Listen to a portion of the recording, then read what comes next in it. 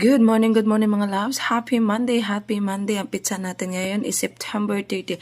Ayan, iskuban po yung ginagamit ko. As in mga loves, buy one, take one, pwede solo. Baking soda, alam natin yung baking soda, gamit sa pampaputi all over the world, all over the universe mga loves. At gamit din siya sa pagkain. Ayan, may Ariel powder po ilagay sa bibig. Char joke. Hindi po. Ayan, tooth powder po na kapares ni iskuban. Tapos, yan, kuha lang kayo ng powder, tapos lagyan nyo ng toothpaste, isabay nyo. Basain lang natin yung bibig natin, tapos, babos-babos na yan. Tiyong, tiyong, tiyong.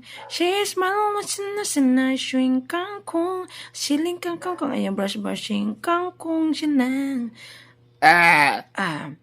She's na kung kangkong, ayan.